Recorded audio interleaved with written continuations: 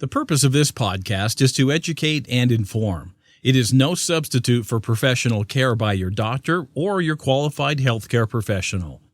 Never disregard or delay professional medical advice because of something you've heard on this podcast or in any linked material. Guests who speak on this podcast express their own opinions, experience, and conclusions. Dr. Shirley neither endorses nor opposes any particular opinion discussed on this podcast. The views expressed on this podcast have no relation to those of any academic, hospital, practice, institution, or other entity with which Dr. Shirley may be affiliated. Welcome to Forever F.A.B, the podcast on fashion, the art of living, and all things beauty.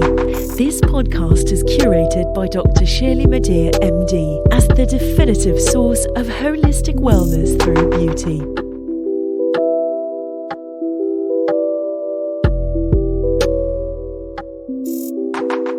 This week's episode is dedicated to shedding stress to be your best self. Welcome to another installation of MDTV on the Forever F.A.B podcast. Today's topic is real wellness for real weight loss results in real time. This is my interview with Dr. Jada Moore-Ruffin. Welcome, Dr. Moore-Ruffin. How are you? I am Fab. Yes, you are. Absolutely. Yes, you are. Hence your presence on the Forever F.A.B podcast. Let me tell our listeners just a little bit about you and the amazing things that you have accomplished to date. Dr. Jada Moore-Ruffin is a primary care physician with over 20 years experience in practice. After she observed that many medical weight-related issues are potentially preventable, she developed her second specialty of bariatric medicine. She focused on metabolism and hormone therapies and uses a holistic approach to wellness. Can you see now why I love her? Moreover, recognizing that the psychological effects of stress, shame, guilt, and judgment around obesity were just as significant as food and exercise, and also the mindset. She also became a certified abundant life path coach so she could help more people regain control of their lives and guide them to success on every level, holistically, inside and out. Dr. Jada is in Atlanta, Georgia, and her practice, REAL, stands for Renew, Empower, Achieve, and Live. She joins me today via StreamYard to discuss the diversification of her practice, how she came to be, how she transforms other people's lives, and how she is just simply fabulous. Welcome, Dr. Jada. Congratulations on your success, and thank you for becoming a beautiful member of the Forever F.A.B community. Thank you so much, Dr. Shirley. I'm so glad to be here today. And, you know, I was just listening to my own bio and I'm like, yeah, all of that stuff is still true. So Yes. I love being here to share with your audience, and I appreciate your graciousness Thank to be you. in the community. Thank you so very much. It's official. You are a beautiful member of the Forever F.A.B community, and it is quite an incredible community. So let's dive in and let's see what you got for us. Let's do it. Let's do it. Now, where and how did you grow up, and how did you decide to become a physician? Every physician has a how I became a doctor story. What is yours? Yes, so I grew up in Memphis, Tennessee, what would be kind of considered an average neighborhood in South Memphis. I lived right across the street from the Crystal Palace, which is an amazing skating rink that we all gravitated to. I went to public school in my neighborhood. I actually walked back and forth to school. Imagine that. And it wasn't until I was in high school that I really started to seriously think about what I wanted to do. And all the way up to 11th grade, I had no clue, but I knew that it would be something that would be helping people. And I knew that I gravitated to science. So I had an experience that a new girl moved to the neighborhood, and I began to befriend her. And what I discovered in visiting her is that her mom, at a very young age, even younger than years ago, had been diagnosed with breast cancer. Oh, well, dear. I ended up visiting that friend very often, and I found that more and more I was visiting her mother than I was her, so much so that she would leave and do other things. So Wow. what I discovered then is that I had found my calling. I knew that I wanted to help people. I knew I wanted to help sick people to be well. And although, unfortunately, all of my interventions as a high schooler did not result in her longevity, she did succumb to cancer at the age of 36. Ooh. And that was the beginning of a path for me that has definitely been a part of my calling as well as a part of my career. Dr. Jada, you chose to enter into primary care, which traditionally is not based on a very holistic approach to illness. How and when did you decide to pivot or transition to a holistic based practice? Or for you, had you always practiced this way? I had always been what we now can call a wellness based practitioner. So I always knew that there was more to what I saw as a solution than what had shown up in the text and in the training up until that point. Okay. So I made myself a student outside of my training to bring in other elements that intuitively my soul knew were missing. This was before wellness was beautiful, sexy, catchy, profitable, a thing. Commercial, exactly. So this was really an inner knowing and sensing that there was something more I had to be able to offer than a prescription. And so I went in search of that. And I practiced that as much as I could over and over and over. And the cycle continued. Study, practice, study, practice, study, practice. I love that you said a few things I'm going to repeat. An inner knowing. I also appreciate that you said that you knew that you could offer more. And what you did was you decided to take the investment in your education for your patients outside of your practice and outside of what we traditionally learn as physicians. So you and I share those in common because, yes, you know that you have more than you can offer, and I did also. You had an inner knowing that there was more to what you learned so that you could offer more to your patients and be of greater assistance. And you took yourself outside of your traditional practice or your traditional training to learn more, study more, practice more. So I very much appreciate those aspects of your journey and your experience because I share them with you. Now, related to that, everyone is talking about functional medicine, right? Going to the root cause of disease. What do you think is the role of functional medicine in medicine today? Because many functional medicine practitioners don't accept insurance, and some of the diagnoses or the experiences and consultations are very lengthy, involve lots of testing, and therefore there are certain parts of the demographic for whom this is not accessible. So what do you think the role of functional medicine can be for all communities? Right now, I see functional medicine and medicine like functional medicine, integrative medicine as a specialty adjunct to what is already existing in the system that people are familiar with. Yeah. I'm not necessarily suggesting it is the system that will give us the sustainability and longevity that we deserve and are looking for in a healthcare system. However, it is what we have now and it is what we are familiar with. The same is with insurance. I think there is a current dependency on this because that's what we have known. I don't think that will always be so. So in the interim, I believe that functional medicine, integrative medicine, wellness-based care is pioneering a new way of integrating healthcare, wellness-based care, and person-based partnership with your physician or specialist so that together you are creating, or there's the culmination of health and well-being that you are the leadership of as the patient, as the individual. So a patient comes to your office and they are not familiar with wellness at all, except maybe what they saw a commercial on television, what they saw someone doing a yoga move. What is your method of introducing patients to, frankly, to an overall generalized wellness lifestyle before you even get to what is your diagnosis? Right. I believe often what happens, and people are prepared to lead with when they come into a medical professional's office, is what's wrong. Yeah. So because that's, again, we're meeting people where they are often showing up with what is wrong. The second thing, by the time they're seeing me, is they're showing up saying, I've been to all of these different people and nobody can tell me what's going on. Mm-hmm.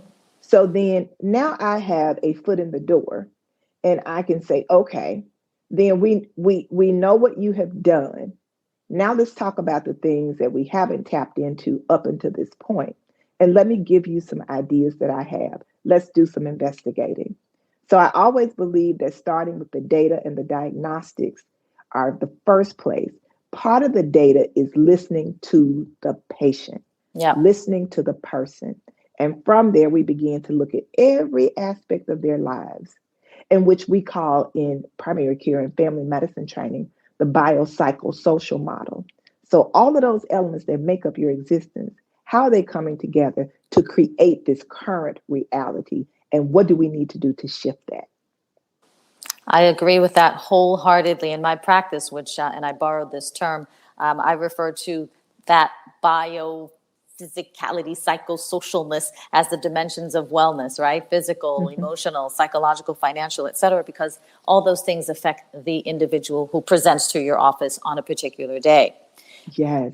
Now, the body positivity and the body neutrality movements or sentiments have really caused us to look at how our bodies are and how they appear to others and to ourselves. So there's some debate actually about weight gain. Is it unhealthy at all?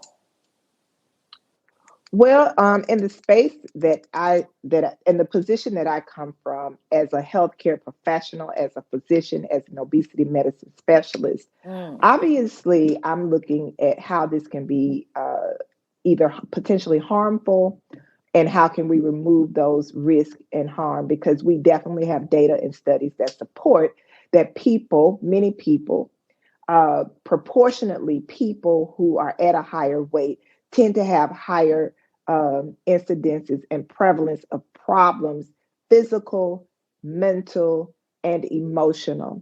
And also, we're seeing this data go into the relational, into the economical. So we're actually seeing where people who have excess weight or higher weights experience higher premiums on their insurance. Like there's so many things that we're starting to see the depth of this condition. So I can't really look at it from a position of extreme neutrality, or to turn an eye as if this does not exist as a real health problem and a real person-centered problem if they are not aware of how these things can be influences both positively and negatively in their lifetime.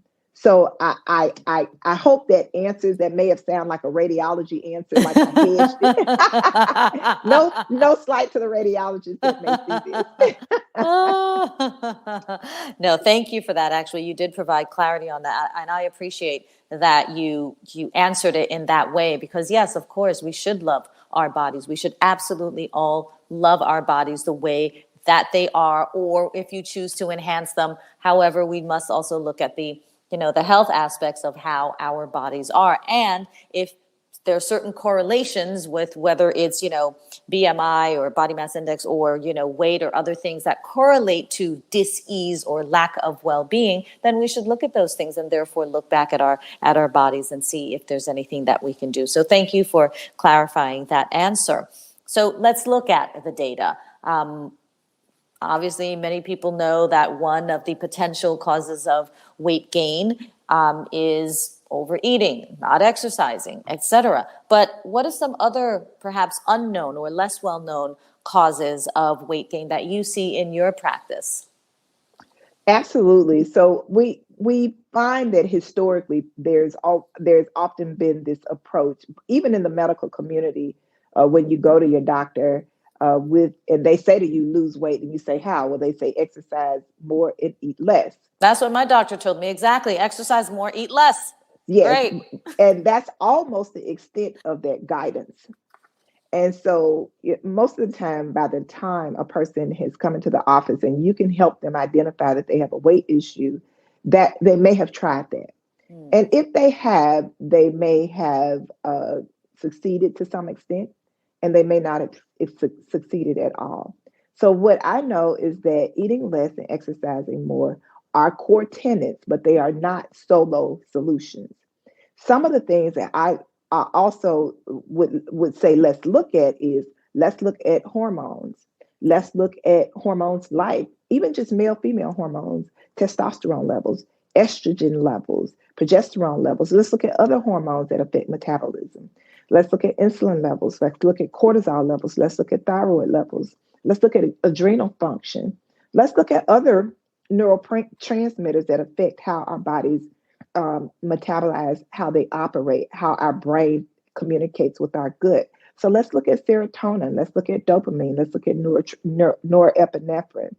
But also, if we're stepping outside of that, let's look at vitamin nutritional status. Let's look at amino acids. Let's look at what are the core things that are necessary for the body to function at the level that it needs to in order to perform well enough to keep weight and energy balanced. Mm-hmm. So there are a number of things. Now, there may be other things that we don't know. For example, significant health conditions, medications make a difference.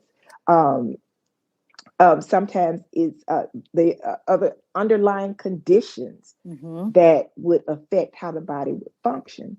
What I think we often overlook, though, are some of the simpler things that affect how our bodies metabolize and release weight. Just simple things. So I'm always going to go back to my core, looking at how you sleep. What's the quality of your sleep? What's the quantity of your sleep? Looking at how does stress come and go in your life? Does it come more than it goes? So how do we deal with that? And what's the impact of that on your life? Looking at what you do for fun. How much fun are you getting in your life? How much of your happy hormones are releasing? What are you doing to save space for yourself to be in the enjoyment of life? How does that balance with your work experiences and what you're giving and giving and giving as a caregiver or as a leader or as a mom or as a spouse? So where are you incorporating you into your narrative? Other things, of course, eating healthy foods that nourish you, not just eating less, but eating more of the foods that nourish you and then the less of the things that don't. So it's not just the calories or the amount of foods, it's the nutritional value and where do you source those. Also looking at things that may be a hindrance. For example, toxins that we bring into our system. Alcohol, for one. Do you know that's one of the biggest things that happened over the pandemic? That not only did food consumption increase significantly, but alcohol consumption increased significantly as a coping mechanism for many, as well as other drug uses, including marijuana, which may be legal in certain states. That's not the question at hand, but it's how we actually find ourselves coping. So looking at that, how much outdoor time do you get? How much are you connecting with nature? How much are you unplugging to allow yourself time to restore?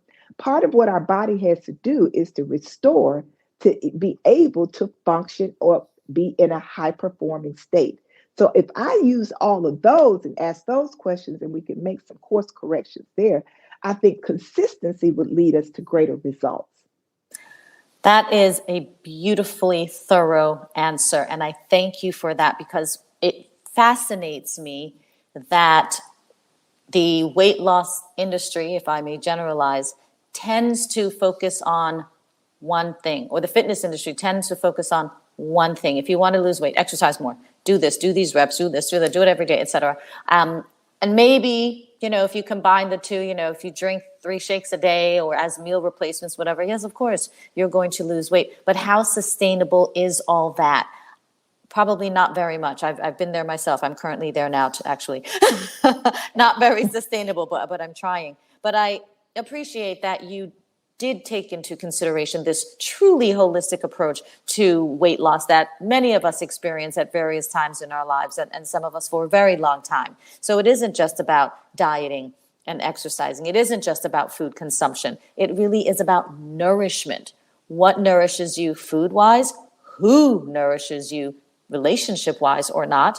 It's also about sleep. Are you getting enough adequate, not just a number of hours, but restful sleep? How are you managing your stress? Hormones. We all know at a certain age, those become more of a contributor to managing our weight. Toxins, again, to your point, alcohol, drugs, people. Do you have toxic people in your life? Right? Vitamins, whether you get them from a whole plant-based diet or not, or you get them off the shelf, and self-care and the lack thereof. So to summarize your point, effectively managing weight has to do with restoration and balance of all of those factors. So of all of those factors, Dr. Jada, what would you say are your top 1 to 3 recommendations for managing weight? I mean, everyone is going to be different, but let's just say you had a whole swath of people across whom you could say, oh yeah, everyone, this applies to everyone. These 1 or 2 things apply to everyone. What would you say those 2 factors would be? Probably the 2 factors would be what you consume. It's definitely going to be what you consume. What types of foods are you eating? Where do you source your foods? And we could spend a lot of time just talking about the science of eating, of just eating, not just what you eat, but the physiology of eating and the strategies, which is what I teach my clients and my patients, is the strategy of food. So I believe that at the core of that is education. Right. And so that would be a very key thing, because a lot of times people, believe it or not, think that they are eating healthy diets, or they think that they are eating, or they've cut back, and that cutback should lend itself to these high yield results that it does not. So I would definitely say strategy around eating. And the second thing I will say is also something that you can self-manage yourself. You don't have to be outside. You may not have to see a specialist for someone like that. Someone like me, you can actually manage this at home yourself. Is how you care for yourself. Mm-hmm. And I give that one kind of as a cheat answer because it encompasses so many other things. Yes. And when I say how you care for yourself, it's literally and truly saying, how do I care for me? Yep, absolutely. And if you heard the emphasis on that, it just goes really deeply to say, how do I care for myself from the spiritual inner core all the way out to the external choices that I make from day to day? Ask that question one more time, Dr. Jada. It bears repeating, please. So that question is, how do I care for myself, means from the inner core of who I am, my inner me, my inner being, and the guidance that is within that tells me how to, when to, what to do to care for myself, being keenly aware of that and in tune with it. And from that space, you are guided and led into how you will outwardly care for yourself in your day-to-day choices and experiences. So it does go back to self-knowing, doesn't it? Know yourself, know thyself. You must. Self-awareness is, you're going to always hear me start with that, self-awareness. Wow. So how can we pay more attention to ourselves? How can we trust the knowing? Is it the little voice that says, oh, I wouldn't do that if I were you? Is it the overriding brain that says, actually, I would do that if I were you? How do we know which of the voices in our heads? Well, you just gave a great example, a great depiction. If I were modeling this, you just did that. One is to be able to decipher between who's speaking. And when you determine who's speaking, you can often tell when you're caring for yourself, you speak to yourself in a caring way. One example is how you would speak to a small child that has bumped their leg or bruised themselves. How would you approach a small child? What caring, concern, and compassion would you speak with them? What tone? And you just gave an example of the caring tone that is the self or the inner me saying, I want you to be better. I want you to be well. I want you to be happy and whole. Now, that other side is that negative self-talk. Is the same self-talk, it's the same demeanor and tone that would tell a hurting child, get up from there. You know better. You should be here. I told you not to do that in the first place. Mm-hmm. And so when we are reprimanding and we're coming out of a space that lacks compassion and grace and love, then we know that we are speaking to ourselves outside of self-love. And that's a tip off to say, now, what would I really want to share with myself if I were going to pick myself up from here and move forward? So that's one of the things that I would definitely say is be in tune with who's in your ear. Absolutely. And I love that you use the analogy of taking care of a child, because what we're probably doing in essence is really helping to take care of our inner child, because as we grow up, depending on our experiences, microaggressions, macroaggressions, overt racism, misogyny, reversal of Roe versus Wade, etc., we have probably been socialized or taught or coerced to abandon our inner child. And so talking to ourselves or knowing who's in our ear, if it is very nurturing to our inner child, then yeah, that might be a good direction or, some good advice to listen to. Thank you again for that clarification. You've been listening to part 1 of the Forever F.A.B podcast with my guest, Dr. Jada Moore-Ruffin. Stay tuned for part 2. Thank you for listening to this week's episode of Forever F.A.B, the podcast on fashion, the art of living, and all things beauty, curated by Dr. Shirley Madeir, MD. Live beautifully and help make the world a more beautiful place.